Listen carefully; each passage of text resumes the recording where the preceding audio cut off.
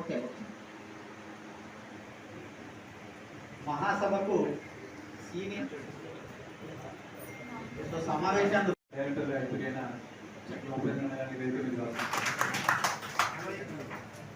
మరి అందరికీ తలలో నాలుగులా ఉండేటువంటి కోశాధికార విభాగం అధ్యక్షురాలైనటువంటి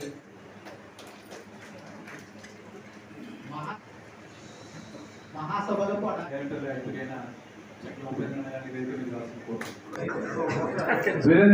అందరూ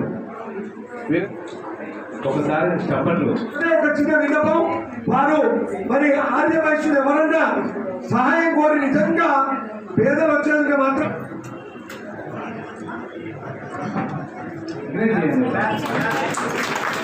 చేస్తున్నారని కొట్టాను చేతుల్లో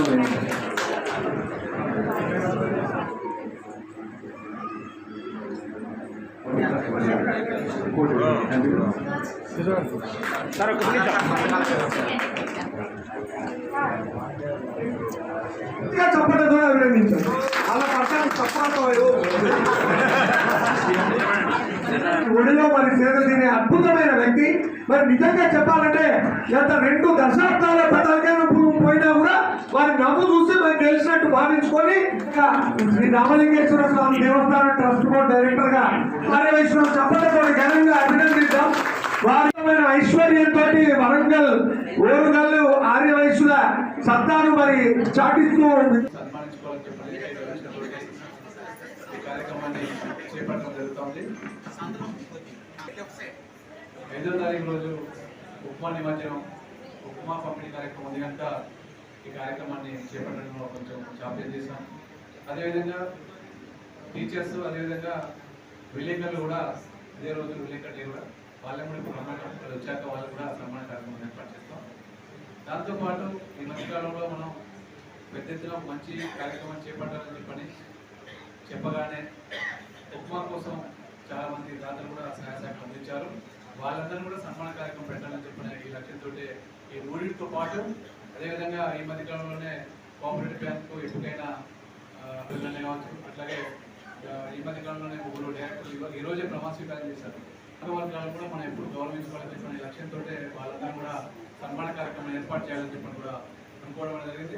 అదేవిధంగా కొత్తగా జడ్జి అయ్యాది ఈరోజు ఏదేమైనా మనం ఏ డే సందర్భంలోనైనా కూడా మనం ఆర్యవైశ్య మహాసభ ఆధ్వర్యంలో అందరినీ కూడా దృష్టిలో పెట్టుకొని తప్పకుండా సన్మాన కార్యక్రమం పట్టణంలో ప్రోత్సహించుకుంటే బాగుందని చెప్పిన ఏకైక లక్ష్యంతో విలేకరులు కావచ్చు, అదేవిధంగా అడ్వకేట్స్ కావచ్చు, అదేవిధంగా టీచర్స్ కావచ్చు, అదేవిధంగా డాక్టర్స్ కావచ్చు, ఎవరికి సంబంధించిన వృత్తిలో మన దాంట్లో ఉండబడే వాళ్ళందరూ కూడా తప్పకుండా సన్మాన కార్యక్రమం ఏర్పాటు చేసుకుంటే మనకు మనం ప్రోత్సహించుకున్న ఆస్కారం ఉంటుంది, పరిచయాలు పెరుగుతాం ఆస్కారం ఉంటుంది. ఏదైనా సమస్య వచ్చినప్పుడు వాళ్ళ మధ్యలో మన మధ్యలో ఇంట్రాక్షన్ పెరుగుతూ ఉంటుంది.